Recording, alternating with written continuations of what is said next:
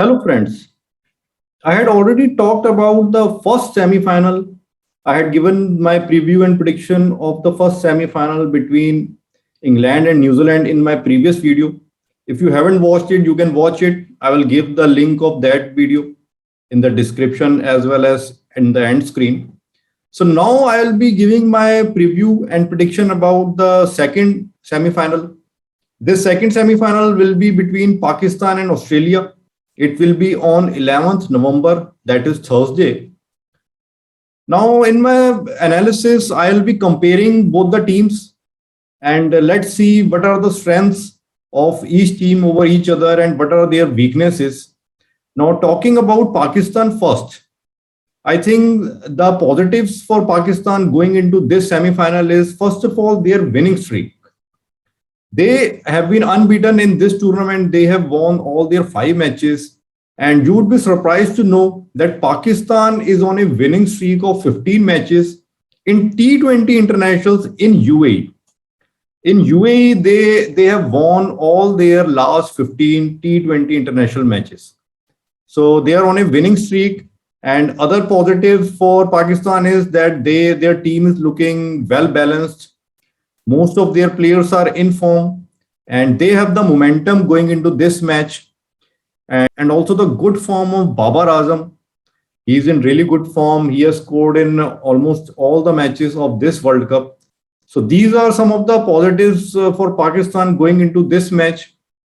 In case of Australia, I didn't pick them as my first choice semi-finalists because their openers were not in good form, both David Warner and Aaron Finch. But now, going into this semi-finals, the good thing for Australia is that David Warner is back in form and Aaron Finch has also shown good form in the group stages. So that is one thing which is really good news for Australia. Good form of their openers.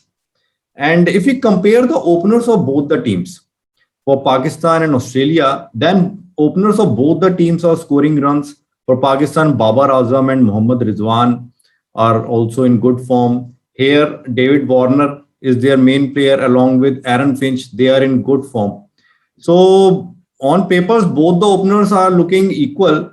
But here I would say that Australians have a slight advantage because I feel that Australian openers are playing more aggressively and they are showing correct approach in the power play and in the first 10 overs. Now, whether Australia is batting first or second, they are going to play with the same approach. They are not going to play slow. If both the openers play well, they don't get out, then I'm sure that they are going to score more than 80 runs against Pakistan in the first 10 overs. While if you see in case of Pakistan, their openers are not playing as fast in the power play and in the first 10 overs. If you remember their match against Scotland and Namibia, then Pakistan chose to bat first. But their openers batted quite slow in the first 10 overs. They played really safe. Their openers opted to play safe in the first 10 overs. They tried to keep the wickets in hand. And then in the last 10 overs, their batsmen, including their openers, they played fast and scored around 120, 130 runs. But I think this approach is not a balanced approach. It worked against the weaker countries like Namibia and Scotland. But this approach is not going to work against Australia. Australian bowling attack is one of the best bowling attacks in this tournament. I would say that among the four teams which have reached semifinals, Australian bowling attack is the best. So this approach is not going to work with Australia. If Pakistan openers are going to score 60, 65 runs in the first 10 overs, then I can assure you that Australian bowling attack won't let Pakistan score more than 100 runs in the last 10 overs. Even if Pakistan batsmen bat well, even then they won't be able to score more than 100 runs. Australian bowling will restrict them to less than 100 runs in the last 10 overs. So Pakistan is going to end up around 160, 165 or 155 if they are going to bat first. So I think there in this area, Australia is scoring over Pakistan because if Australia is going to bat first, then their approach is going to be more balanced. They are going to attack from the first over itself and they will look to target a score of around 180, 190. So I feel that if Pakistan loses the toss and they have to bat first, then Pakistan definitely is going to struggle to post up a good total. While in case of Australia, they will be comfortable in both ways, whether they get a chance to bat first or whether they are chasing. Pakistan would be more comfortable while chasing because they will have a target before them. And according to that target, they can pace up their innings. And talking about the middle order batting of both the teams, I think that middle order for both the teams is equal. Even though there are bigger names in Australian lineup, like there is Steve Smith, Glenn Maxwell, but they haven't shown much form in this tournament. But still, you can't disregard them. Steve Smith is a world class batsman, and Glenn Maxwell is a proven T20 player. He was in good form in the IPL, so you never know. Although he hasn't scored in the group stages, but he can suddenly come back in form in the semi-finals. Then they have Mitchell Marsh, Marcus Chenois. So overall, I think their batting, middle order batting is equal. Pakistan middle order also have some good players. Some of them have shown good form, like Shoaib Malik, then Asif, and then Fakhar Zaman. Fakhar Zaman hasn't really done much. He showed good form in the warm-up matches, but after that he didn't score much. But still, I would consider their middle order as same. So overall, the batting of both the teams, I would say, is equal. But the Australian approach in batting is more balanced, and I would say that is better because they will be aggressive from the first over itself. They will maintain their aggression. While Pakistan, I feel, will be going with a safe approach in the power play and in the first 10 overs, and that can lead to their downfall. Then, if we compare their bowling, then bowling wise, I feel that Australian bowling is clearly better than Pakistan. You can see one on one their bowling. In case of Pakistan, in if you consider their pace bowling attack, I think Shaheen Afridi is a world class bowler.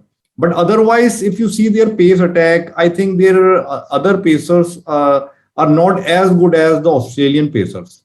In case of Australia, you have Mitchell Stark, Pat Cummins, Josh Hazelwood, and then they are going to play their fourth pacer as a combination of Mitchell Marsh and Marcus Chenois. So they won't be bowling Glenn Maxwell. So here also Pakistan might struggle because they would like some off spinner to come so that they can hit that off spinner for boundaries. But I don't think that Australia will be giving a ball to Maxwell against Pakistan.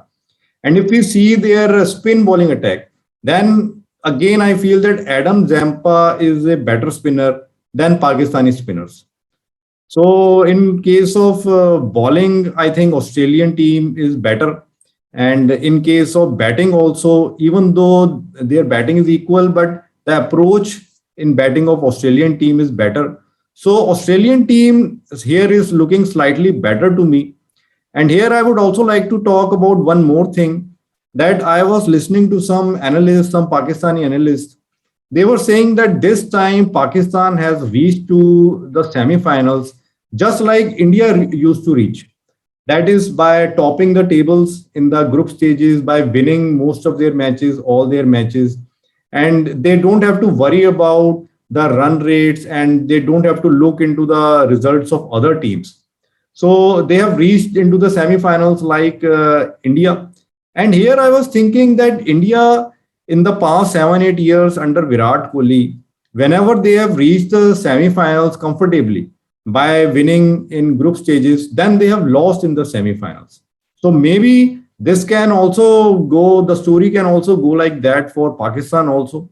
They have reached to semi-finals in a comfortable manner, but suddenly they can get a surprise and they can get knocked out in the semi-finals.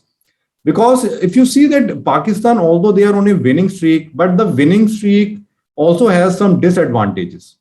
So one of the disadvantage of winning streak is that when you are continuously winning, then you tend to ignore your weaknesses. You are unable to see what are your weaknesses, and you start feeling that your team combination, your approach in batting, bowling, your playing 11, that is perfect.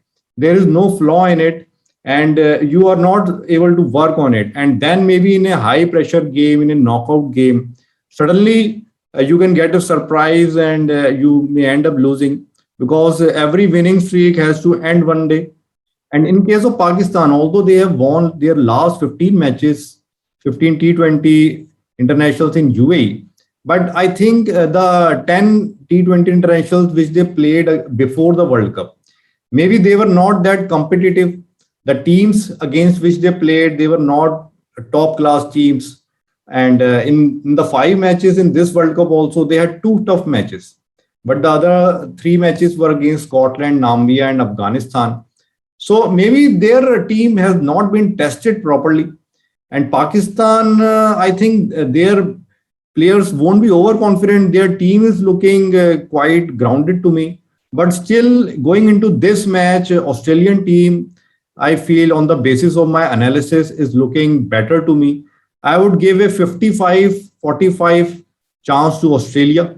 So on the basis of that, my prediction in this match is that Australia will win this second semi-final and Australia will enter into the finals of T20 World Cup.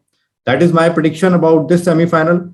And if you had seen my previous video about England versus New Zealand semi-final, in that I had predicted in favor of England.